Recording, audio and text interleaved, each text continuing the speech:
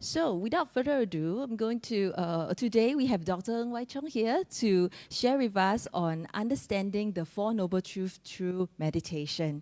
So, before I hand over the mic to Dr. Ng, this is a short bio about him. Dr. Ng Chong is a medical doctor and founder and CEO of a social enterprise providing clinical and developmental services for aging-related cause. He has been an active volunteer with the NUS Medical Dharma Circle since 1988 and is the Vice President of Chakavala Meditation Center.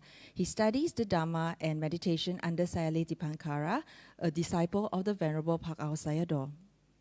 So let us invite Dr. Ng to give us a guided meditation followed by a Dharma talk. Thank you very much, Dr. Ng. Okay, good morning, everyone. I understand today is we're dedicating the service to Ajahn Brahm's 50th year of Vasa. So although I remember he famously said that he doesn't need our merits, but we need to dedicate. So let us dedicate all the merits we've accumulated throughout our lives in the practice of Sila, Dana, and Bhavana, meditation. Maybe dedicate as the whole of the Buddhist fellowship towards his health and long life in celebration of the 50th year of Ajahn Brahm's, our beloved teacher's Vasa. Okay. Sadhu, sadhu, sadhu. So today we will do a short meditation first, and then I will talk about meditation in order to understand the Four Noble Truths. Okay. Okay, so many of you have practiced before. If you have an object of your familiarity, you can carry on. Otherwise, you can follow my guidance, and we'll practice Anapanasati. And then we will practice Metta as well. So let us sit upright. Okay. And we begin by relaxing ourselves first, starting with the body. Okay. Upright, without being tense, just very comfortable, very confident. And let us feel the raw sensations of our scalp at the top of our head. Without using the eyes or the ears, we just know the sensation, the raw sensation that is very primitive, wordless, languageless. And that is the realm of meditation, feeling raw sensations. Let us pay more attention on the flowing nature of the skin and the muscles on our scalp. And let us feel the fluidity, the flowing, feel it down our sides of the head to the temples. For sometimes the head is tensed unconsciously. So feel the softness and the flowing of the muscles in front at our forehead as well, between the eyebrows and around the eyes. Relaxing as we release the tension of the muscles around the eyes, flowing down to our cheeks and our faces, around our mouth, and also at the sides and the back as well, down to our necks. Feeling all the muscles relaxing, releasing the tension built up over the weeks. To our shoulders, allowing the neck to adjust itself to its most natural, comfortable position. Just enough tone to be upright, nothing more and nothing less. feeling the muscles flowing down to our arms, allowing the arms to hang at the sides by their own weights.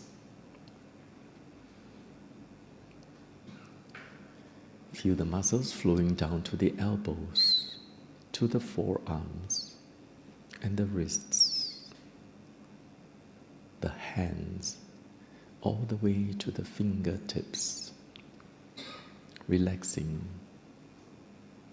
for they are currently not needed, so let them rest. And feel the muscles on our chest flowing down, releasing its grip such that the rib breathe naturally by this natural reflex that all of us are born with. This is freedom, allowing the muscles to flow at the back as well,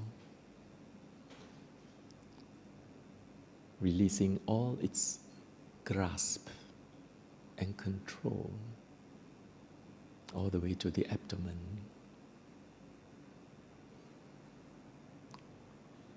Allowing all the organs in the abdomen to rest, one on top of the other, like cushions stacked in a closet, quietly, peacefully, resting.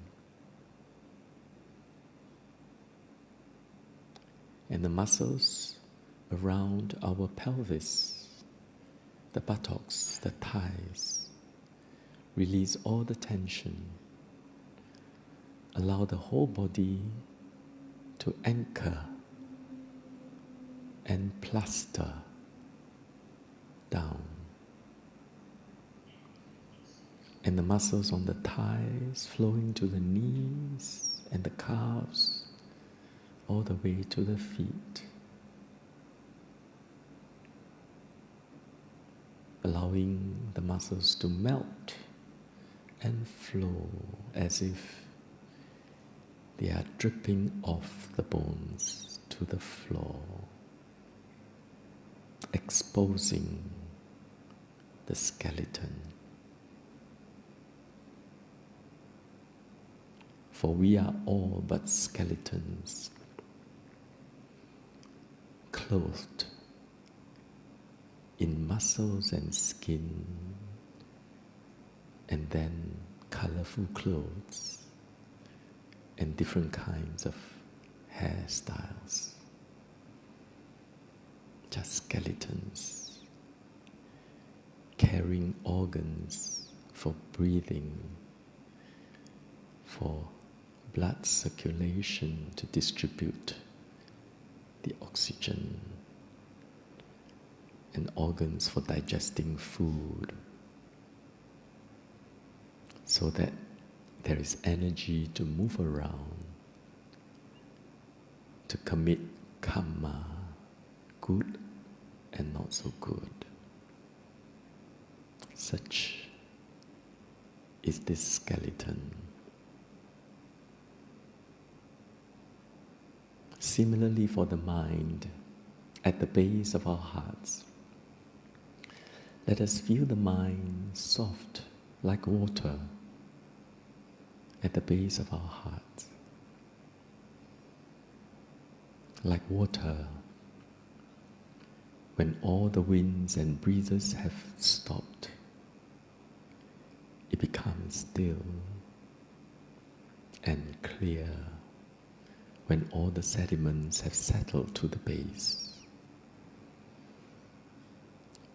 When the water is still, like a mirror lake, it reflects without controlling, without participating, without judging, only observing and learning. Such is the mind of a meditator. forever a disciple, observing and learning from the whole universe of mind and matter. Always a disciple. And when the mind is still, it is clear and we can see the depth of the mind and matter and their workings in accordance to the laws.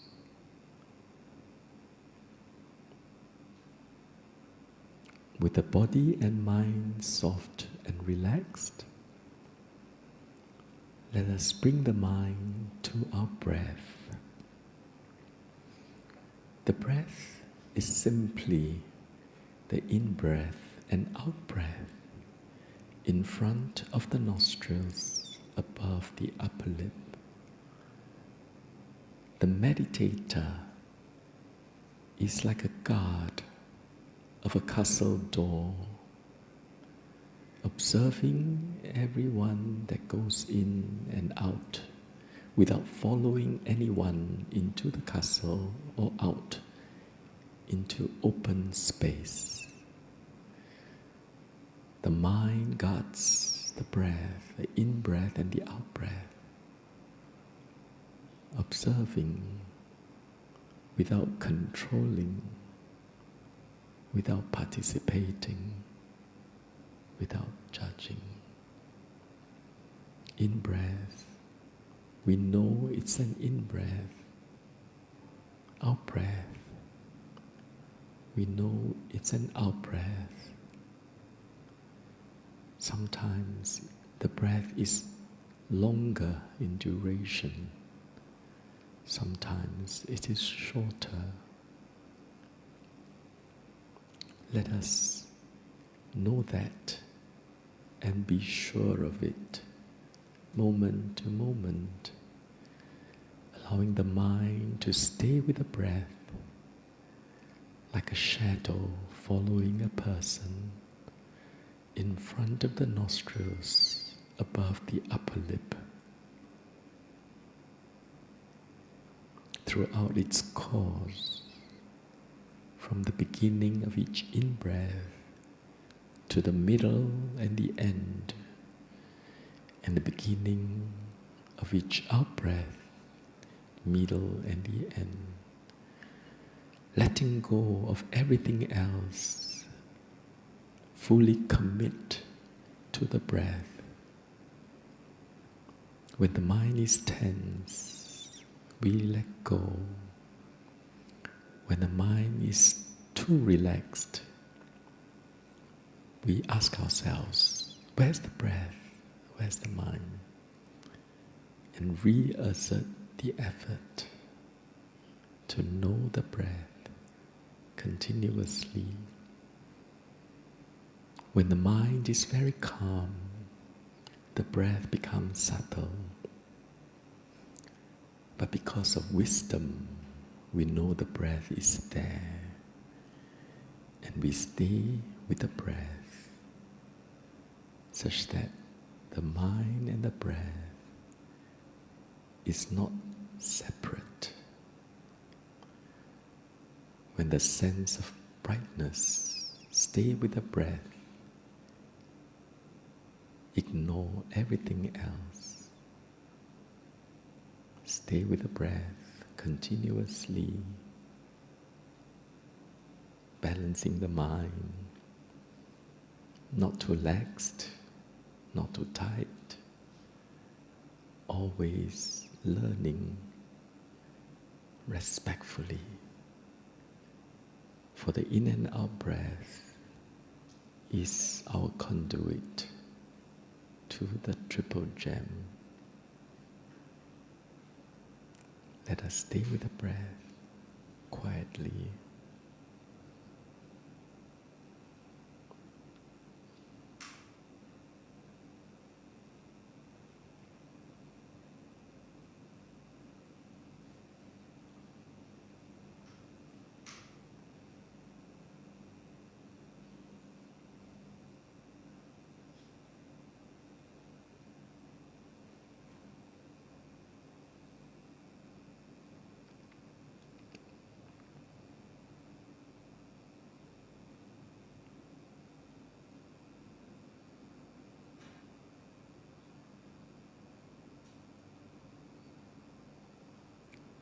with a mind peaceful and pure, mindful, let us change the object and have a vision of ourselves seated here in this hall. Have a vision. You may call it an imagination of ourselves. Feel grateful for this person here, taking time to practice the Dhamma, and tell ourselves, may I be free from danger, be safe. Really mean every word, allowing every cell to feel and accept the kindness. For each cell deserves every bit of loving kindness in the world. May I be free from mental suffering, be free from physical suffering. May I be well and happy, completely accept the kindness we have for ourselves thoroughly.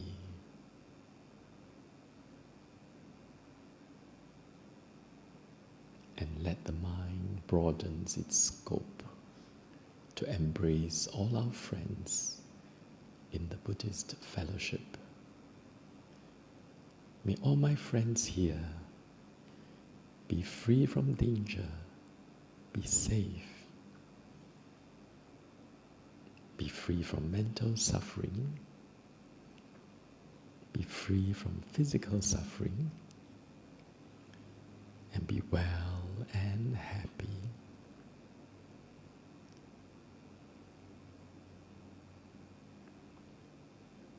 Gently bring the mind back to the body,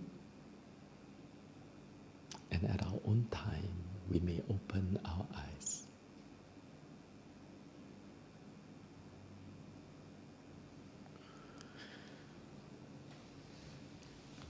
During the last 1 to 2 years, starting with the 4 elements, and then we did 32 parts of the body until we practiced mindfulness on the skeleton, and then we did kasina. I didn't have time to do one kasina after another. I just did one of the kasinas, the color kasina, and then we went on to practice the other meditation, from the Buddha Nusati to Dhamma Nusati to Sangha Nusati, and then Sila, Dana, and Deva, we combine into one. Then after that, last month, I shared about the Abhidhamma, a very quick review, with a main message that if we want to practice Vipassana, we need to understand ultimate realities and how certain things are conventional realities, which is important for the practice of virtues and generosity. Even for samatha practice, the breath is a concept. Loving kindness, beings are concept. Even color kasina, while color can be an ultimate reality, but the color kasina is a concept. But concept, I mentioned 2 weeks ago, that is subject to the conventions of the day, the civilizations that we operate in, the culture, the society. Like if you are a man compared with, say, a Singaporean or somebody in China, is different. And what more, in the Buddha's teachings, we want to understand truth that is universal. So a dog world and the human world is different. So concepts and conventions are restricted to what realm you're born in, whereas ultimate reality is irregardless. Whether you're a deva, human, animals, hell being, Singaporean, China, from Chinese, American, they are the same. So that was the purpose of sharing about the Abhidhamma, and today we will apply here to understand the Four Noble Truths through meditation. So the Four Noble Truths is very well known, I'm sure. And if you were to go back to the Buddha's teachings in the Nikaya, the Suttanta, it was first propounded in the first teachings immediately after he attained to enlightenment, and he went to the deer park and met his 5 disciples. And that's when he said that the noble truth of suffering, birth is suffering and so on, but he said, in brief, the 5 aggregates of subject to clinging are suffering. I'm using Bhikkhu Bodhi's translation. And then he mentioned that the first noble truth of dukkha has to be understood. Okay? And then when he talked about the second noble truth, he said, it is the truth of the origin of suffering, which is craving for sensual pleasures, craving for existence, and craving for extermination. And he said that this truth of the origin of suffering has to be abandoned. And the third truth is the cessation of suffering, which is the fading away and cessation of the same craving. And this has to be realized. And the fourth truth is the truth leading to the path leading to the cessation of suffering, and that is the Noble Eightfold Path. Okay, my apologies for the very small print, but you can just focus on what I say. So for those of you who are at home watching the video, or in the future watching YouTube, you can actually study and where the sources. Sources is interesting. I realized that when I practice in Myanmar and so on, we don't read, we just listen to the teacher.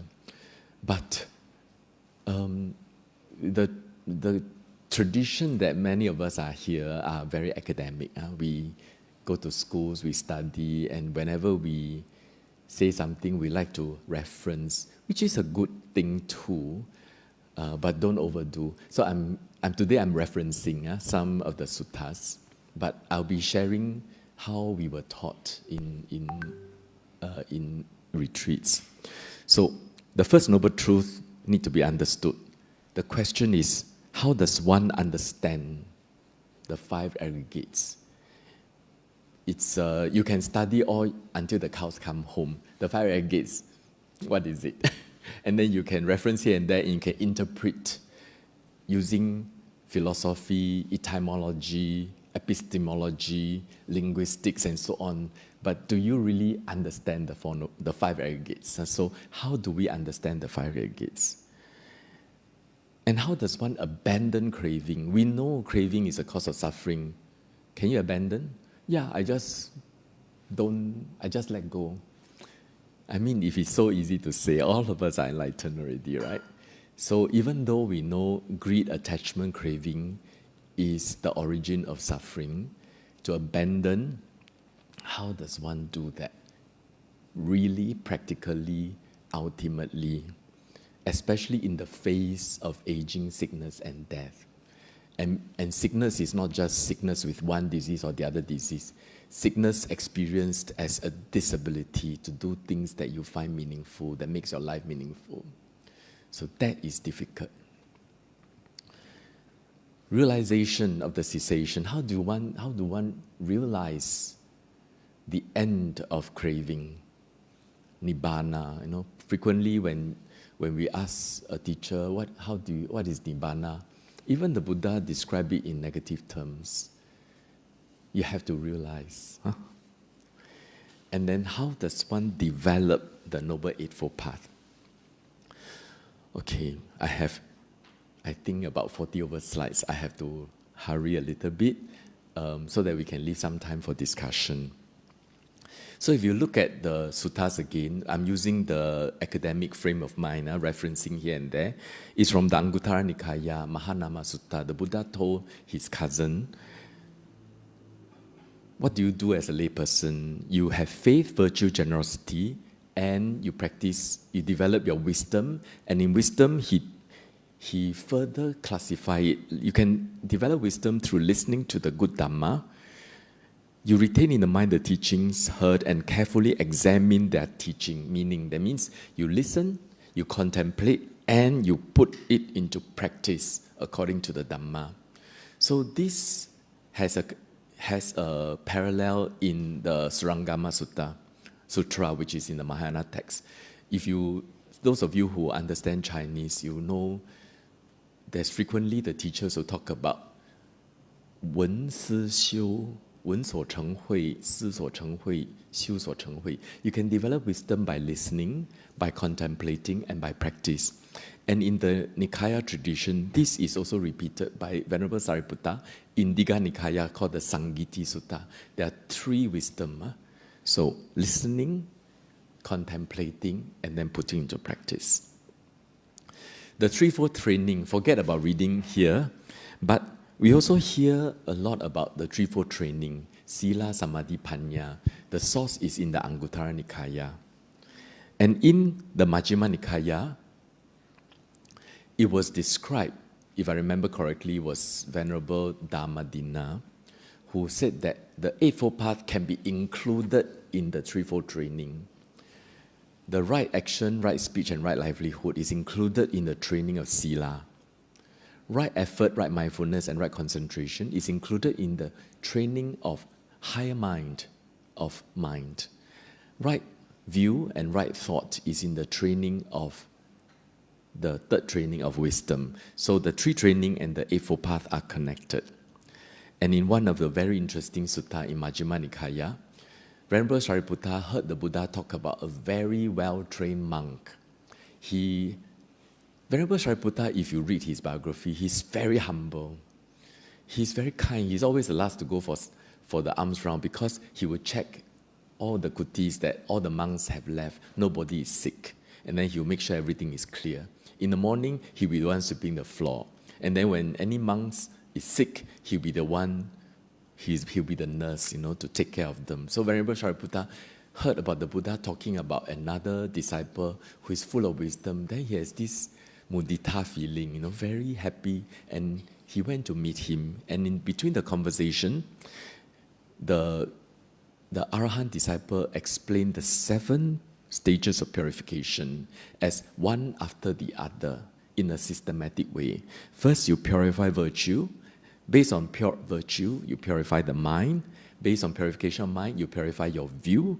Based on purification of view, you purify by overcoming doubt. And then you purify by knowledge and vision of what is path and what is not the path. And purify by knowledge of wisdom of the way and knowledge and vision. Okay, this is the Ratha Vinita Sutta,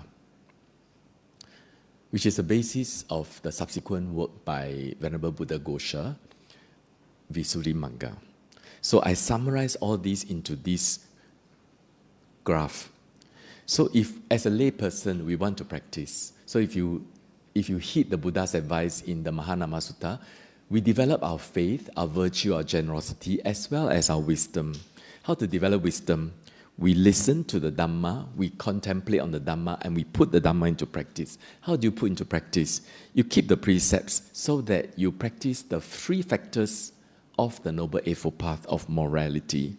With that as a foundation, you practice samatha so that you develop concentration, which is, or otherwise known as samadhi, right effort, right mindfulness, and right concentration. With that as a foundation, you practice vipassana and develop the factors of right view and right thought. And these coincide with the 7 purifications. And today we'll focus on these 2 because our topic is about meditation to understand the 4 Noble Truths, samatha and vipassana. So you will see that I connect this with my previous talk on Abhidhamma.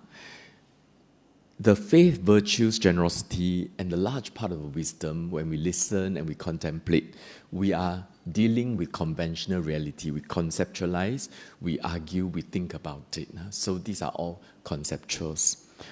So in samatha, we are also using concept, but only after when the mind has samadhi, we like to penetrate ultimate reality, because we want to understand the first noble truth of the five aggregates.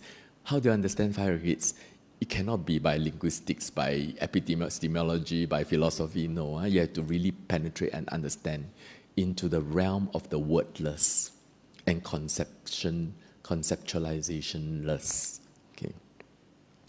So the Buddha's meditation, if you read the suttas, in the Anguttara Nikaya, the Buddha explained the samatha practitioner need to learn from the vipassana practitioner. The vipassana practitioner need to learn from the samatha practitioner. So in the scripture, the Buddha mentioned these two a lot, but he never defined vipassana. So we know samatha meditation from the scripture as well as from various commentarial texts. So here I reference Bhikkhu Bodhi's comprehensive manual of Abhidhamma. He explained what is samatha meditation. It is the meditation in which the wavering and trepidation of the mind is brought to an end, culminating in one-pointedness of the mind with samadhi as its results. And in the 7 purification, this is the purification of the mind. In the 3-4 training, it is a training of the higher mind. And in Satya Vibhanga, the Buddha explained, and also in many parts, samatha is culminating in the right concentration with jhana as a guidepost. So modern day teacher, so my teacher Siali Dipankara likened samatha and samadhi in like a microscope. You want to see ultimate realities, you need a microscope, and that is samatha. And Ajahn Brahm, in his also a very famous story of his, one day when the bus to the hill has broken down, he had to walk.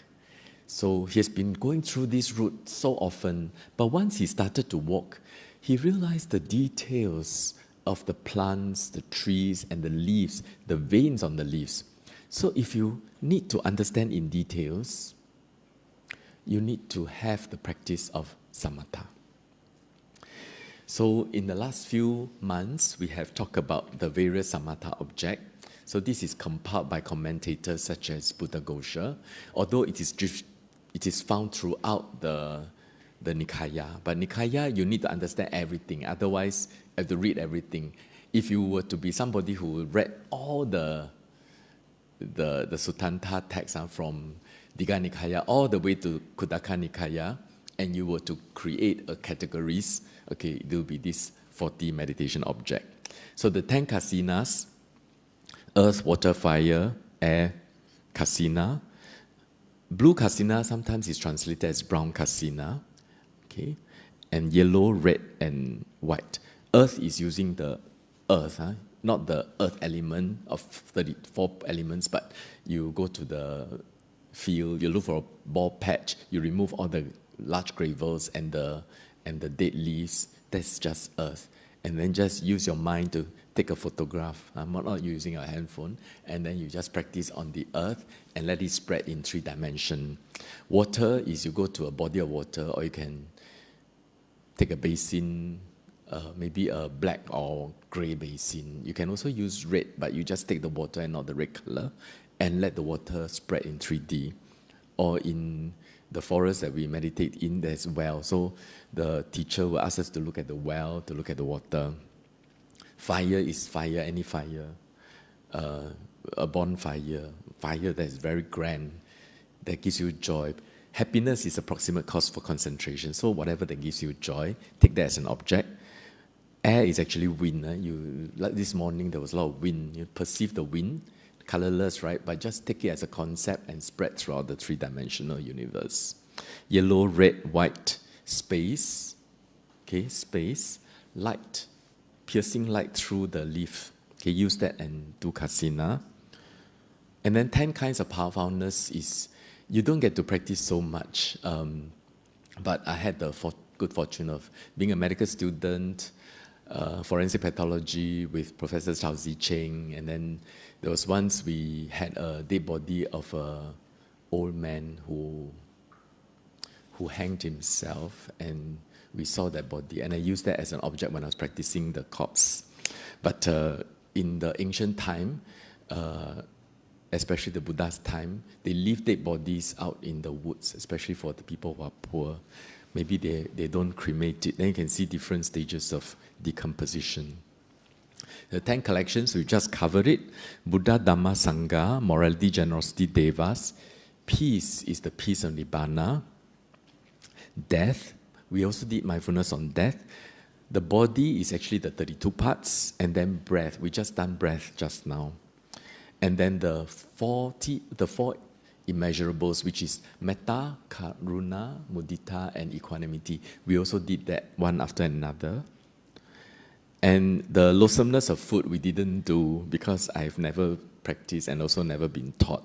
But it is a perception that food, while you enjoy food, but you need to know all this food is brought together by so many people flying, people through shipping, people growing, and then they have to chop, and then they have to cut. Some people have to grow it, and then you cook it, and then you put some garnishes, and then you eat it, and then it become like a gruel, and then it pass out as feces. So you just look at it, it's so troublesome, it's so meaningless, it is so vain, it is so don't know what, so unfriendly to the environment, okay? So everything. So that is the loathsomeness of processed food. But even unprocessed food is also very troublesome. So the loathsomeness. And then we did 4 elements. So just now we did a little bit. When you feel the raw sensations, you may feel hardness, vibrations, you may feel a bit of stiffness, you may feel some congealing, you can feel some flowing. So those are the 4 elements. Same, wordless. I can talk about water, fire, and wind, but you can anyhow interpret earth, water, fire, and wind. But you need to feel it without the language. That is 4 elements. And then the immaterial states, we didn't talk about it because you need to practice kasina until the 4th jhana. Then then you emerge from it, the kasina is throughout the whole universe, and that's when you can begin with looking for the space between the particles, and that's when you can do infinite space. So that one, we didn't do. Next time, if there's opportunity, we can discuss. So the samatha meditation, there are signposts to the progress. So just now when we practice anapanasati, the breath, in and out breath, is your parikamma nimitta, the preparatory sign. You see, if you understand the mechanism of mental phenomenon, the mind always have an object. Okay? So it is continuous wholesome mind on an object. That is the practice of samadhi. That is samadhi. When the mind is continuously wholesome, no break of bhavanga, if you remember what I mentioned 2 weeks ago, that is samadhi. So there must be an object. But in order to have that continuous mind, this object needs to be stable. When the in and out breath is not stable, it's just this concept. You can't see breath, and the sensation is also not the breath. But it is through the sensation we know the breath. So this breath, this thing called breath, we just stay with it. That is the preparatory sign. It is not easy to understand if I analyze it like that. It requires a bit of wisdom. Wisdom is intuitive. It's directly knowing this is breath. So when you know this in and out breath, without analyzing too much, that is the parikamma nimitta. And then when your mind have a hang of it, the mind starts to have this brightness. Sometimes you perceive like a color, like a yellow color, red color. That's just perception. This brightness is very universal. People who have a hang of this breath, in and out breath, they'll get this feeling of brightness. This brightness are also nothing special. They are just a sign that you're on the right track. But let them go. Don't need to feel proud or what. Just stay with the in and out breath. And gradually, when the mind becomes... The breath meditation is very interesting. The rest of meditation, the more you have concentration, the more clear they are. For breath, the more you have concentration, the mind becomes even calmer, the breath becomes even less clear, more subtle. So when the breath becomes very subtle, you're on the right track. So you start to see light and the mind becomes really, really calm. And then gradually you don't see the breath. You just need to increase your mindfulness, similar to listening to a bell being struck. At the faint side, you need to increase your mindfulness on hearing in order to hear the faint. Same for the breath. When the breath becomes very mild, very calm, you need to raise your level of mindfulness to know it. So you ignore the light and the color. And when you continue with this, the light becomes very, very bright, brighter and brighter until, and you still ignore, don't go to the light yet, because once you go to the light, you forget the breath, this light also faded. Huh? So you continue with the breath until the light and the breath is united. And you still stay with the breath until the light and the breath becomes the Patigabhaganimitta. These are words, okay? You can ignore the Pali terms. You can just listen to what I say. So the breath and the light become united, and the mind is also here. The body is, you don't care anymore because you're totally engrossed. You totally let go, let go, let go, let go. And then just stay with that. And the light becomes the breath and the mind, and it becomes very brilliant, like a morning star. Sometimes it's like a flicker here, and then there's something transparent in the inside. Transparent as in you can see through, but you cannot see through. It's just a feeling, a perception that it's like a diamond. Huh? So you just stay with that. And the mind and the breath and the light just stay together, and the mind is very centered, concentrated, still, and taut. Okay? So the mind is just stay with that. And you don't care whether is it jhana. Okay? If you care whether is it jhana, that is conceit. Okay? That's craving. So you don't care. You just stay with it. Humble, always like a disciple. And then you get a feeling like a skilled bathman kneading the soap powder, which has sprinkled with water, forms from it in a metal dish, a soft lump, so that the ball of soap powder becomes one oleaginous mass bound with oil so that nothing escapes. So this monk suffuses, drenches, fills and irradiates his body so that no spot remain untouched. So the mind and the breath and this very bright diamond just become together. So it is still and taut. Okay? And that is how in the Samalapala Sutta, the Buddha used this as an analogy. And we don't care and we don't know. And the teacher will tell us to check the mind base. And you see that it is reflected here. And you need to examine a few things on the mind. Do you have this thinking of the mind keeps striking on it? Does the mind cling on to it?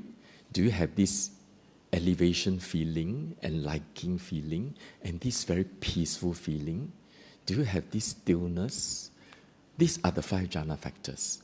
And then if there is, okay, make a determination of mastery. So you go there, you can absorb as quickly as you like. Maybe 1 minute means 1 minute, 1 second means 1 second. You stay for 30 minutes and 30 minutes automatically you drop out of it. Okay, try again for 2 hours. Then you just stay there for 2 hours. 2 hours later, automatically drop out without using the clock. And then you check easily the jhana factors.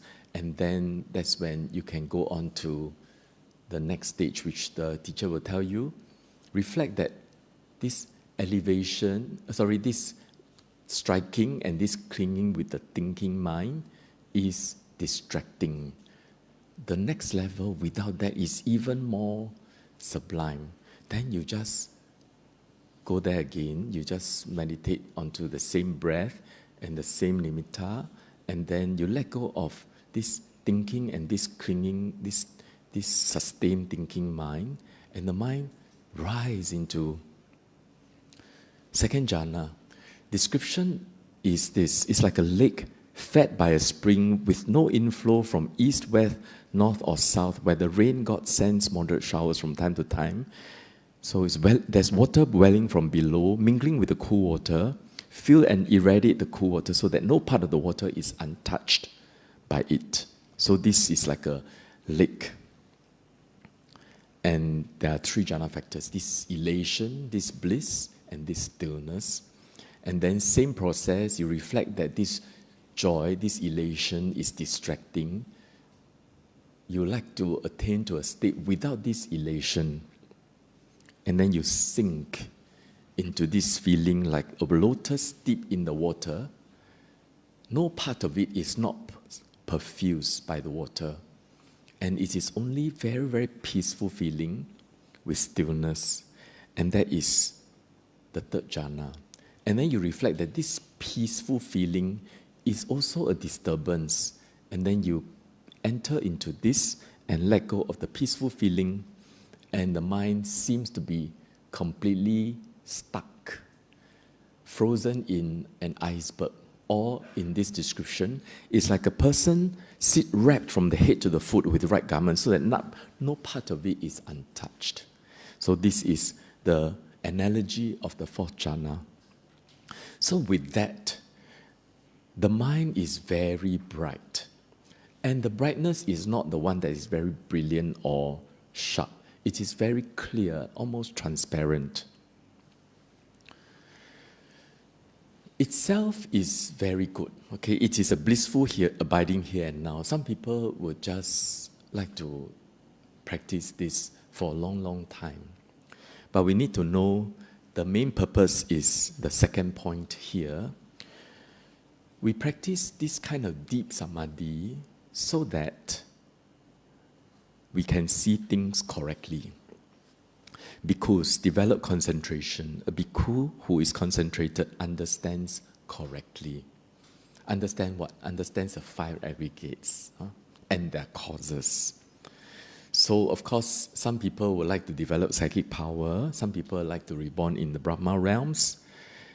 And if for those who have attained to Anagami or Arahant, they can practice this samadhi and until all the way to the eighth jhana, which is the immaterial, neither perception or non-perception, and reflecting on the mentality of that mind and attain to the fruition consciousness, and that's when they can attain to the cessation, the Nirodha Samapatti. But for us, for the rest of us, the second point is why we are practicing samadhi. So now I stop at this clear, invisible clarity that is inside and outside. But the mind is very free, can go anywhere it wants. Okay, so using this as a tool, we practice vipassana.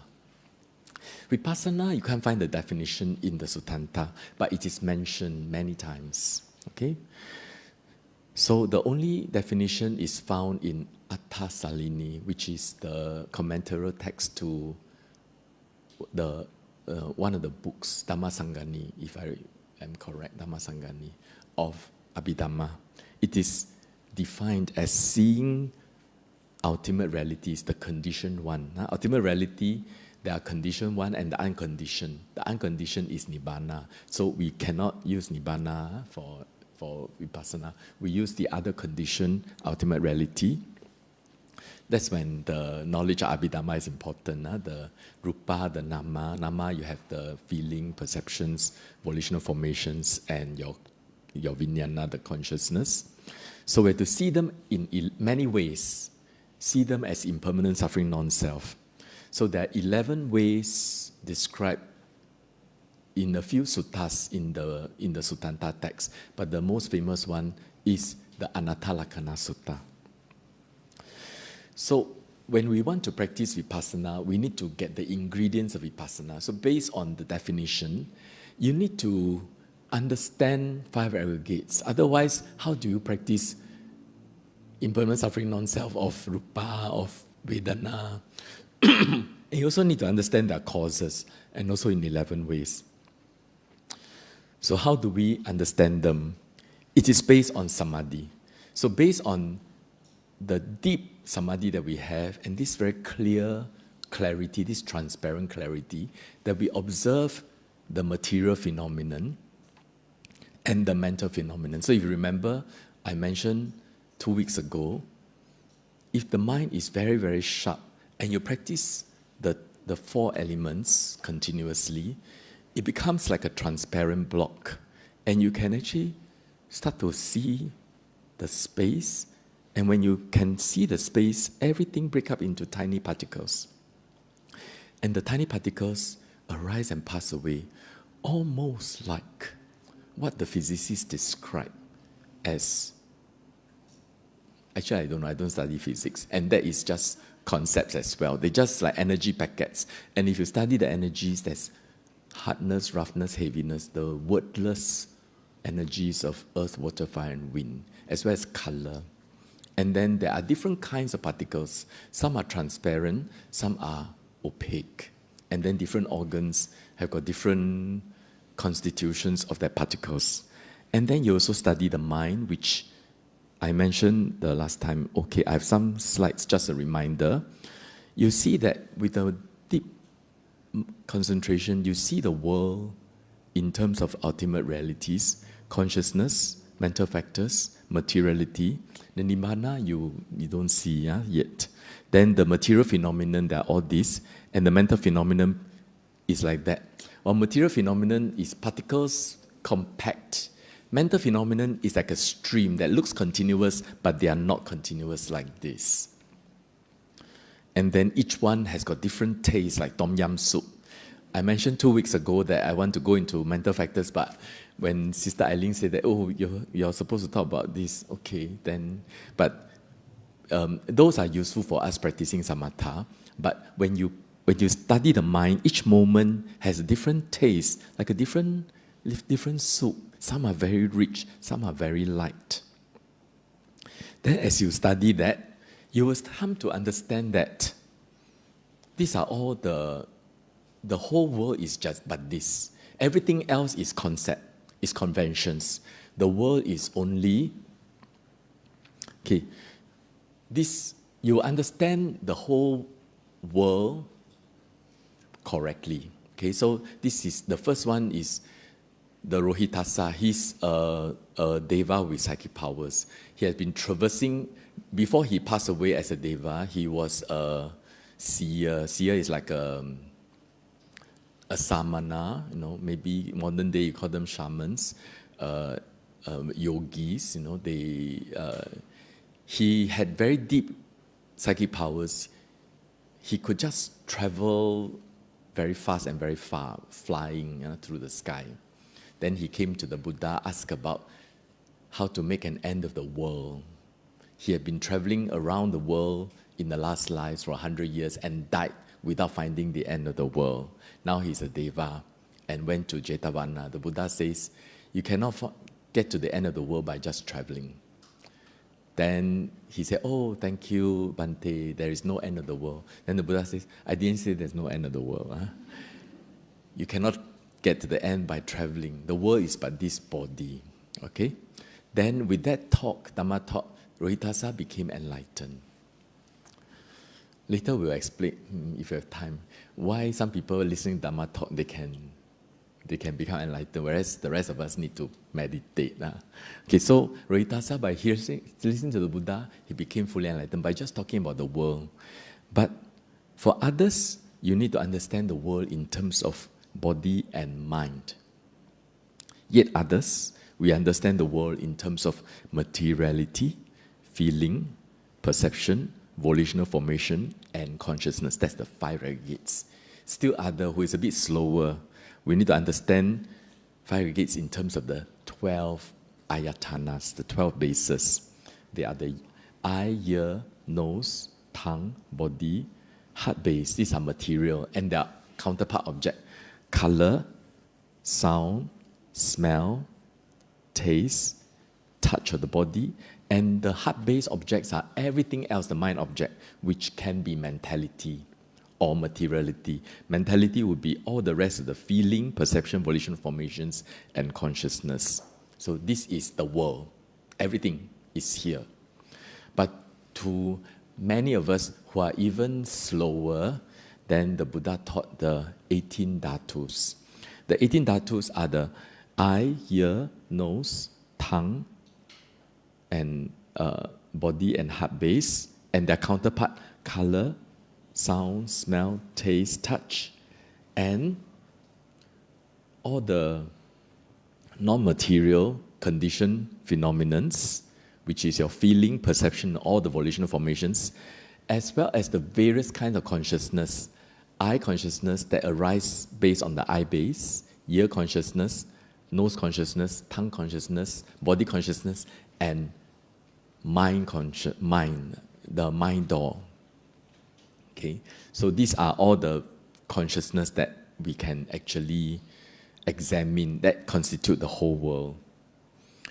And that is not enough because according to, I mentioned just now, the definition of vipassana is not just the five aggregates but also their causes. So when we understand the causes, we have to understand five aggregates and their causes in terms of 3 times: present life, past life, and future lives.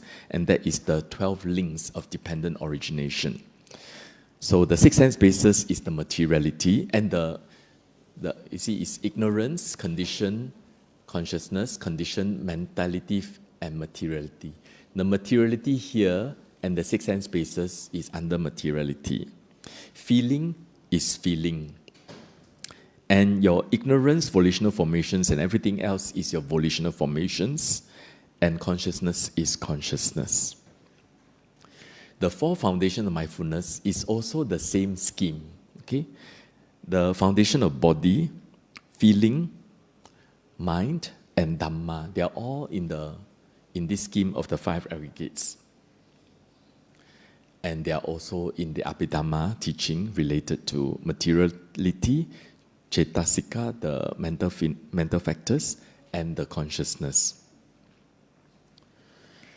And then we deepen the insight by seeing in 11 ways. So to the right of your screen is a scripture from Anatthalakkhana Sutta, where the Buddha explained form, feeling, perception, volitional formations, and consciousness. So he says, whatever that is past, present, future, gross, subtle, internal, in oneself or external, inferior or superior, far or near, must, with right understanding how it is, be regarded as this is not mine, this is not I, this is not myself. This is vipassana. Okay? It is how you understand the 5 aggregates in these 11 ways, starting with form, feeling, perception, volitional formation, and consciousness. So what we have done so far is, based on samadhi, we penetrate with 4 elements to study how this body is made up by just 4 elements in tiny packets. And the mind is a stream of chittas arising and passing away, both internal and external, because when we spread the light out, everyone is the same. And even the wall and the floor is the same. Even the devas, the animals, is the same. And we will study all these and see them as arising and passing away moment to moment. But that's not enough. Now we want to examine the causation. We have studied the past, present, and the future, but now we want to examine the causation. So this is really the most important, dependent origination. Because the Buddha says, one who sees dependent origination sees the Dhamma, and one who sees the Dhamma sees dependent origination. Without understanding dependent origination, the Buddha says, it is through not understanding, through not penetrating, that this generation has become a tangled skein, a knotted ball of thread, matted as the roots in a bed of reeds, and finds no way out of the round of rebirths with its states of loss, unhappy destinations, and perditions. Okay? In this very interesting sutta, Tita Yatana Sutta, in the Anguttara Nikaya, okay, you don't have to read, I'll read it for you, but I won't read everything. Yeah? The Buddha explained the 4 noble truths. The first noble truth is the same, the 5 aggregates. The second noble truth he described as, with ignorance, there's volitional formations. With volitional formations, there's consciousness, which is the rebirth linking consciousness, that always come with mind and body. which will have 6 sense bases. When there are 6 sense bases, there'll be contact, feeling, craving, clinging, becoming, birth, aging, sickness, and death. Ignorance never eradicated, you continue. This is how he described the second noble truth. And the third noble truth he described as the cessation of ignorance, the cessation of karma, cessation of birth, mentality, mind and matter, 6 sense bases, contact, feeling, perception, feeling, craving, clinging, becoming, and so on. So, the second and third noble truth are taught in terms of the 12 links of dependent origination. I'm just trying to emphasize the importance of learning dependent origination in meditation. In the Kutagara Sutta, the peaked house, the Buddha says, without having made the breakthrough in the noble truth of suffering as it really is, the noble truth of the origin of suffering, the noble truth of cessation of suffering, the noble truth of the way leading to the cessation of suffering, I will completely make an end of suffering. This is impossible. It just says that without seeing all 4 noble truths, if we are only focused on first noble truth, just, it is impermanent, let go, let go, let go. Not yet. So you need to understand the causation, how they are caused. So how do we practice? Just now we talked about having samadhi as a basis, and then we study material and mental, internal, external, inside and outside, all the way through all the realms. Observe them moment to moment arise and pass away. We need to see the past now. How did they arise? So how do you do that? So what we were taught was, we first offer something to the Buddha or a pagoda or something, making a wish of a rebirth. Even though you're very unwilling, I want to be an arahant. Okay? But truthfully, many of us don't really want to be an arahant. You have to be really, really honest. So you have to make a wish. A lot of us are unconscious in our wish. We just want to live. Okay? We are motivated by many things in this life. Usually, it's always ignorance. Attachment to our families, our lives, our lifestyles, our ability to walk and speak. Sometimes unconsciously, we want to be a man or a woman or a human. We may not form it, but it motivates us in working, in making a living, so that we can eat. Eat for what? So that we can live. Live for what? So that we can continue to see, hear, touch our lifestyles. For what? Because restlessness and boredom and loneliness and unhappiness, we need to feel it so that this void is distracted away. You may not know, but it is there.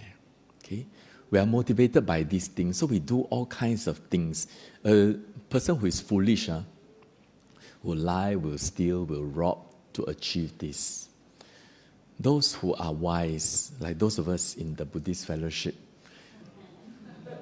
we know while we have attachment and ignorance and so on, there are proper ways, you need to have a proper livelihood.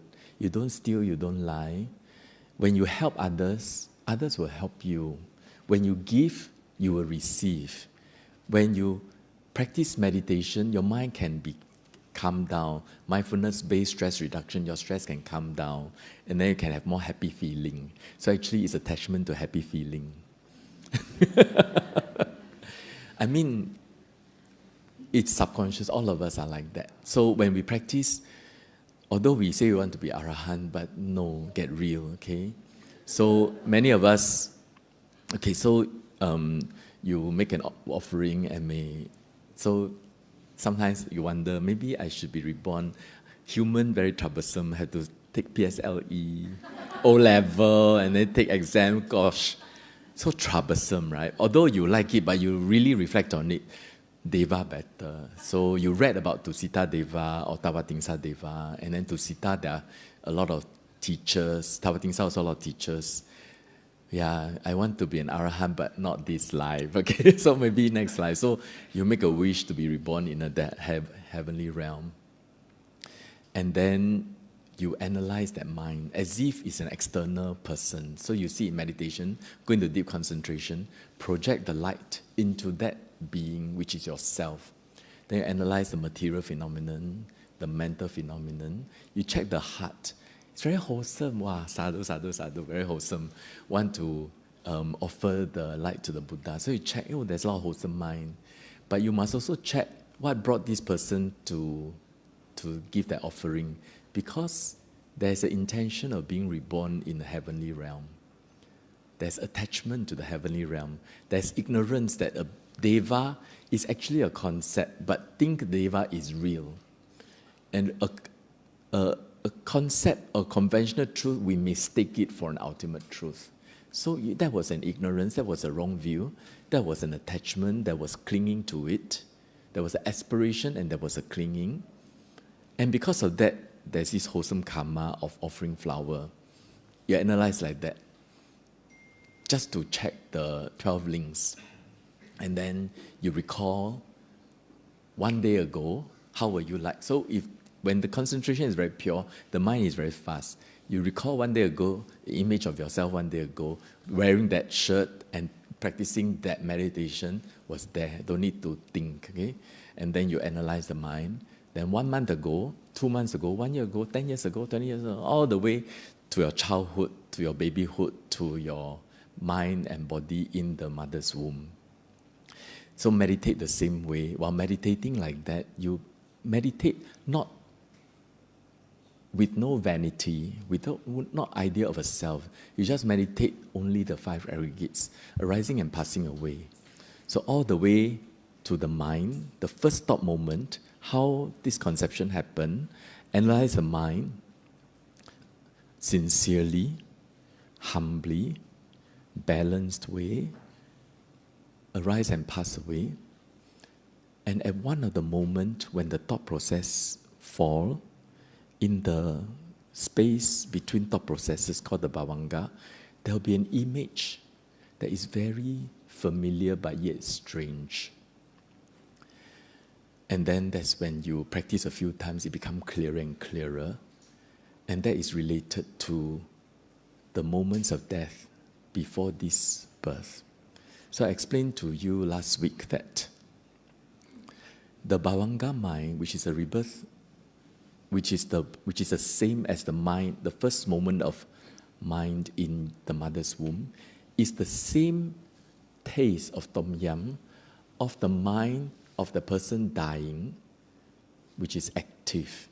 And that mind is related to a karma action, either a dana, or keeping the precept, or doing something right with wholesome mind, because we're human.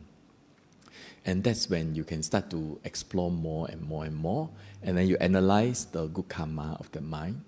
But you also want to explore further to see what motivated this being from that does these good deeds. And it is always ignorance, craving, and clinging. Because these roots are so deep that all this we continue to do this. And then you start to analyze the causes themselves are but 5 aggregates. So there are 5 methods, 4 methods taught by the Buddha, 1 method taught by Venerable Sariputta. So Venerable Sariputta one is maybe easier.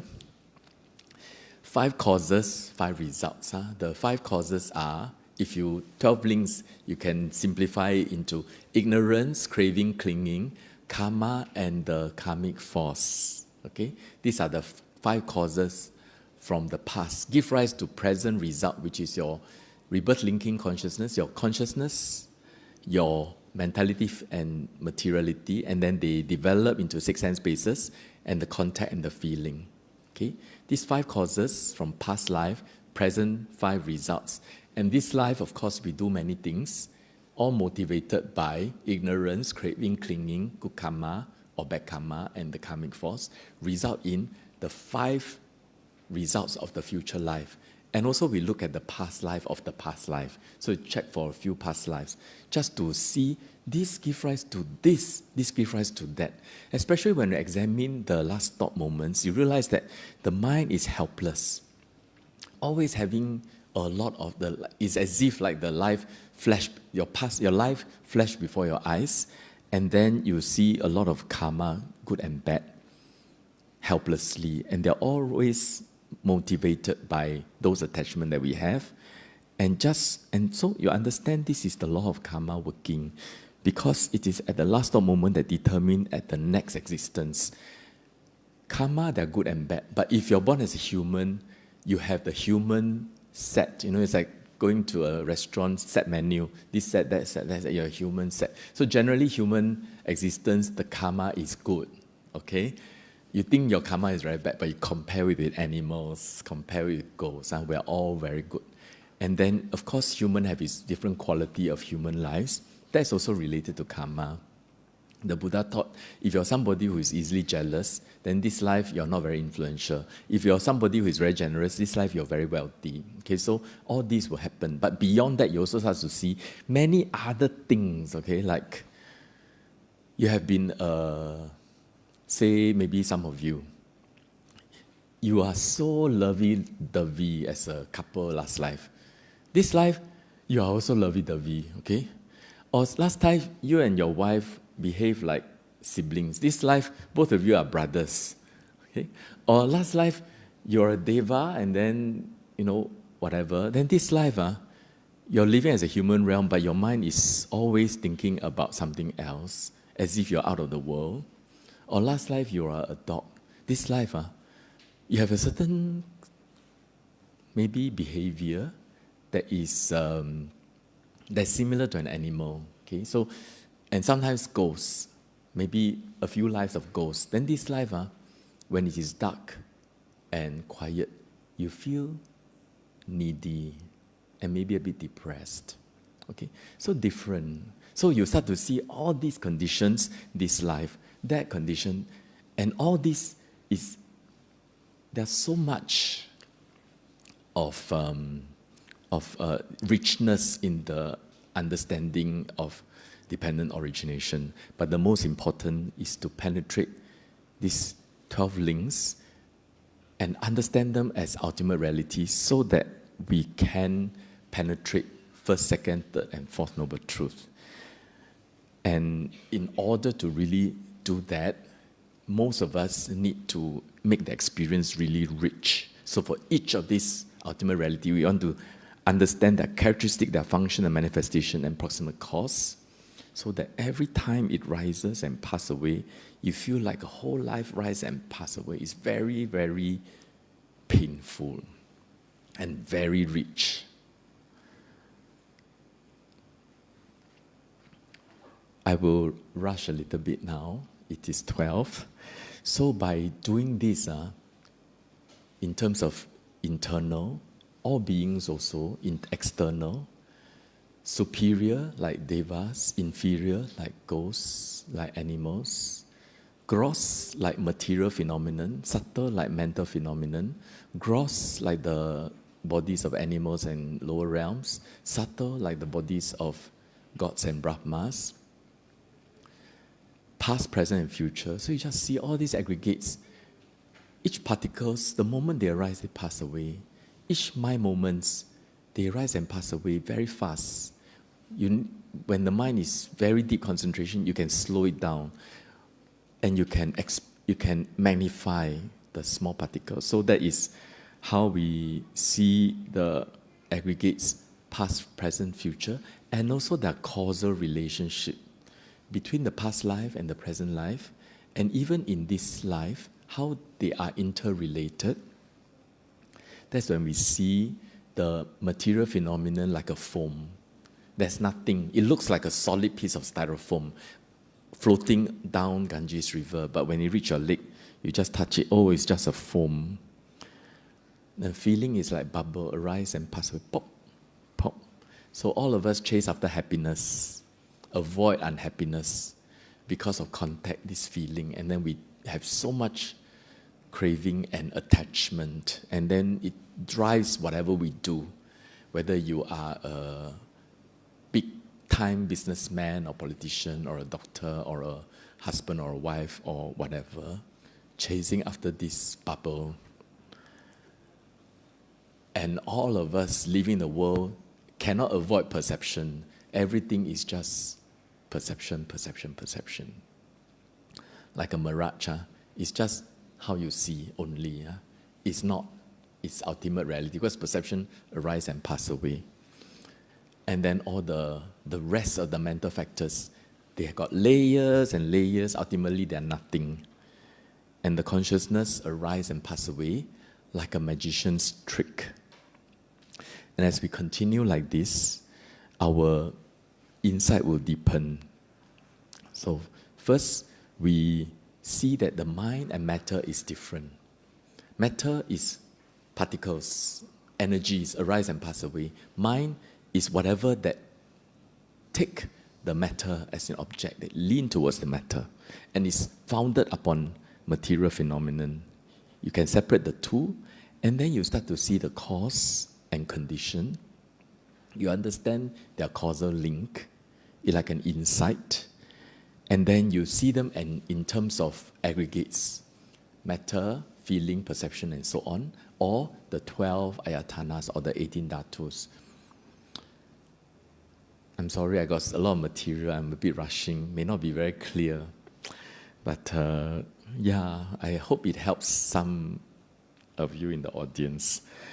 Then you observe the rise and pass away of all these aggregates and their causes. Initially, there'll be a lot of wholesome mind, but there's a bit of attachment and a lot of light.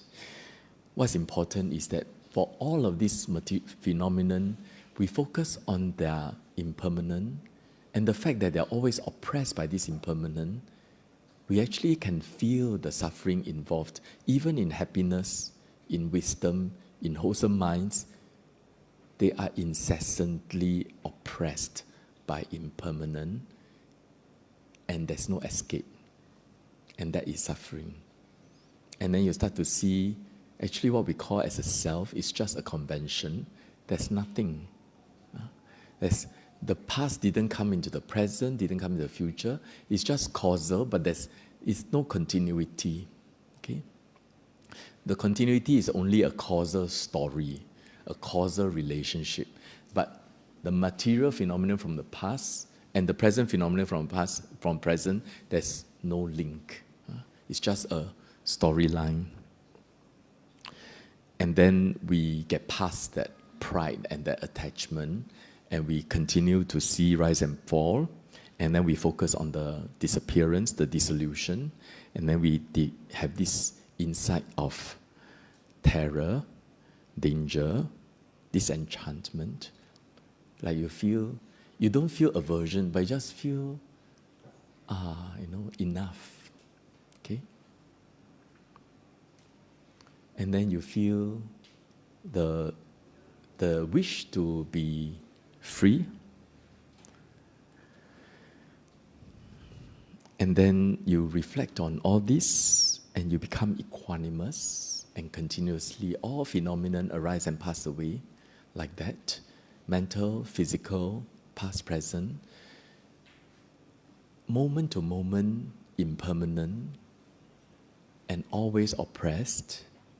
And the self is really just a convention. There's really nothing.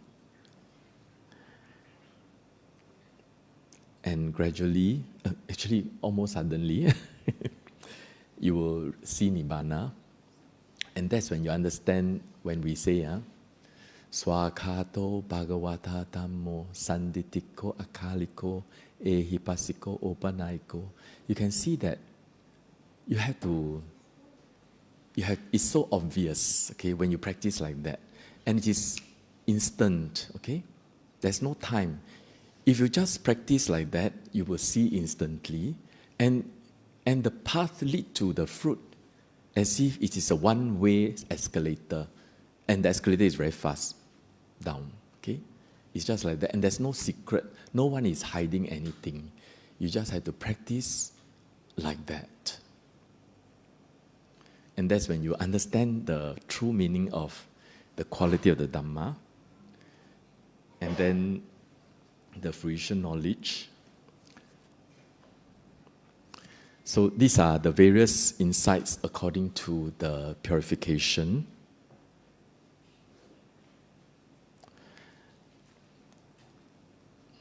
Okay, I will skip this explanation because I think I am repeating myself.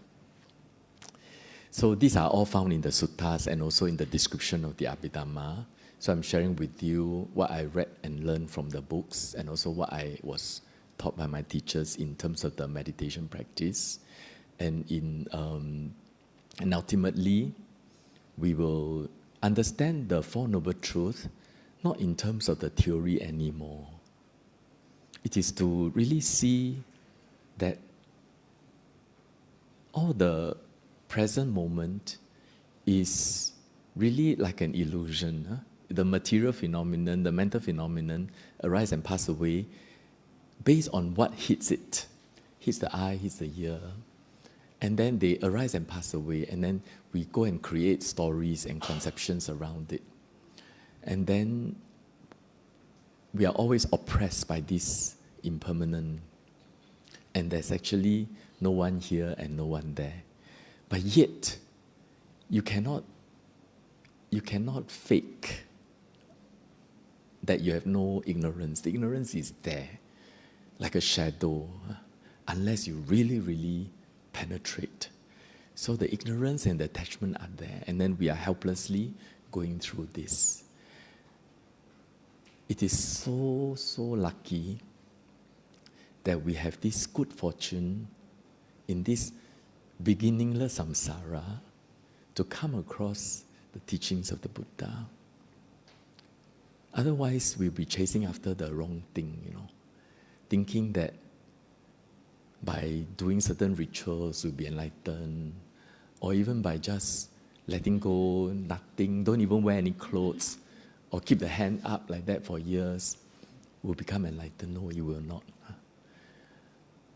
And by just practicing jhana until immaterial realms is already enlightened. It is not. Fortunately, we are so blessed that we have the enlightened Buddha teaching us and sharing us the way to really understand, so that the insight can mature to this state. And the mind is totally cooled. Okay. Sorry for a very heavy-going talk. Yeah, and we are way past our time of 12 noon. Are there any questions?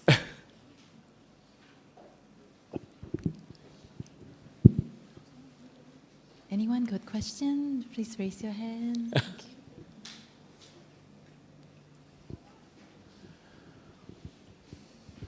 Thank you very much. Sounds like it's almost impossible to be enlightened. What should we concentrate on? Because it's so difficult. Yeah. So what is an easier way for Yeah. this lifetime? Thank you.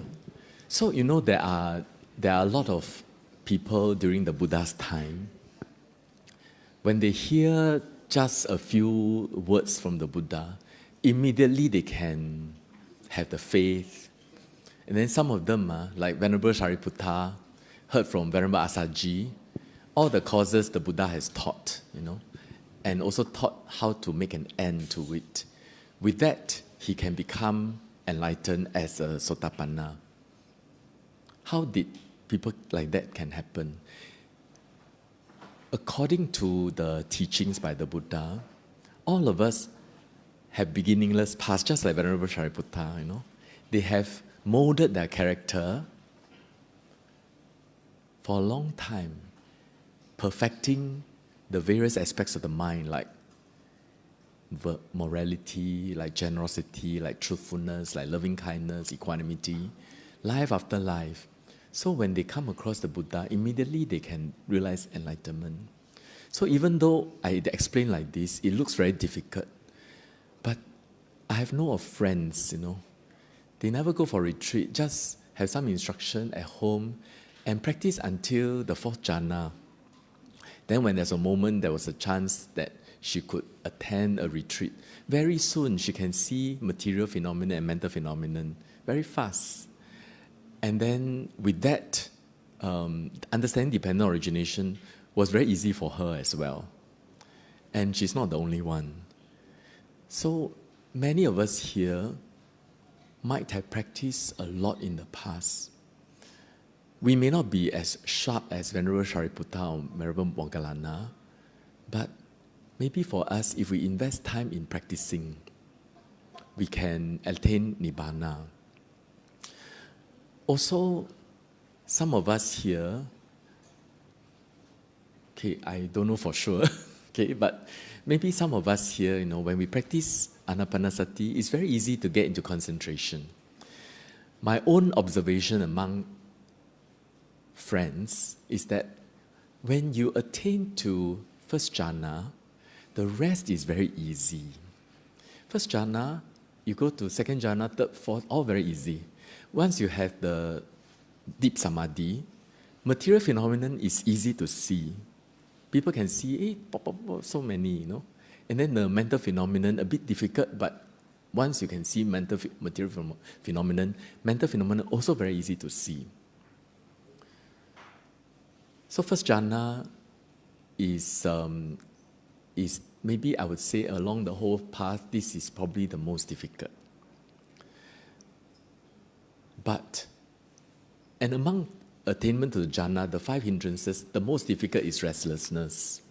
Restlessness, if you practice for a long time, it will come down. So if you can calm down the restlessness, you have a nimitta. Once you have a nimitta, attaining to first jhana is actually quite easy. It's just a matter of time and effort and sufficient letting go. So it is difficult, but actually it's relative. Some of us, maybe tomorrow we can be enlightened also.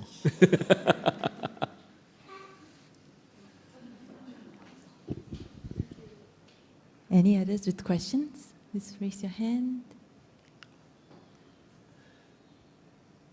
No?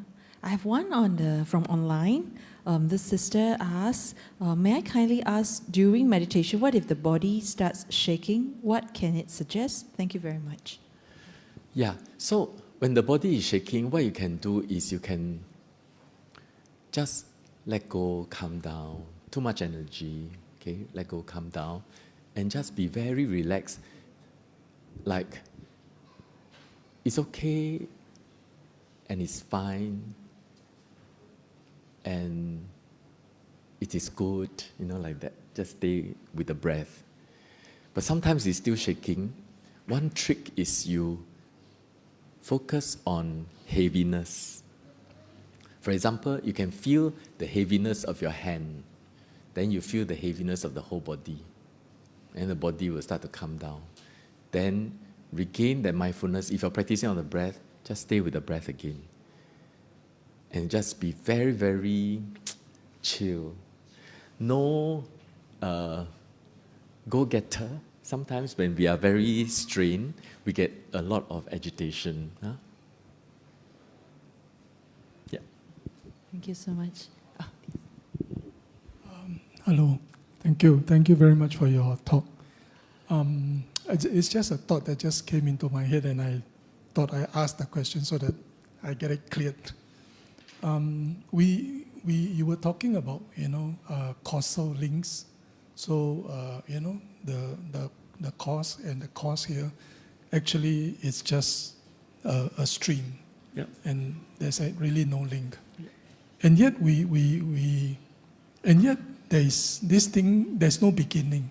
How do you reconcile this thing? It's a cause, and yet there's no beginning. Yes. How do you reconcile this?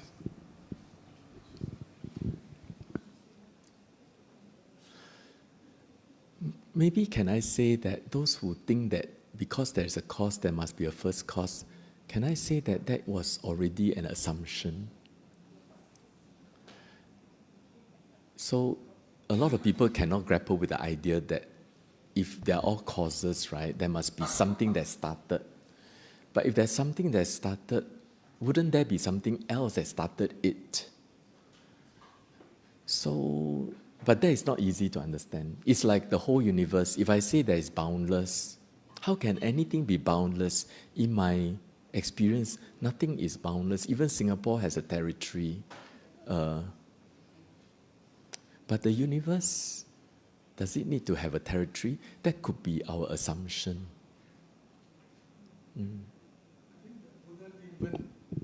If I remember correctly, I think the Buddha didn't answer this question, but it's just something that came in my head, and I just, it was troubling me.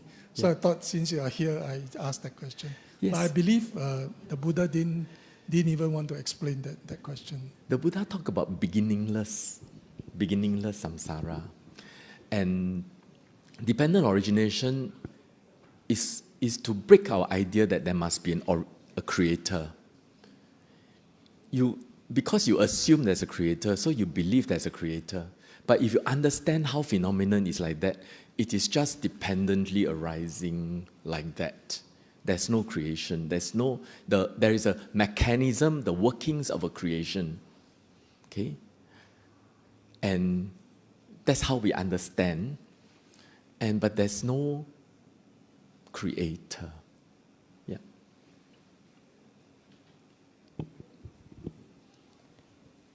Any further questions? Anyone can raise their hand? No? Okay. All right. Thank you so much, Dr. Ng. Let's say sadhu 3 times. Sadhu, sadhu, sadhu. Thank you. Thank you so much, Dr. Ng, for this wonderful Dhamma talk. Yeah, and taking time to prepare all this material to share with us. Okay. Now we have come to the dedication of merits and closing homage. So in Anjali, okay.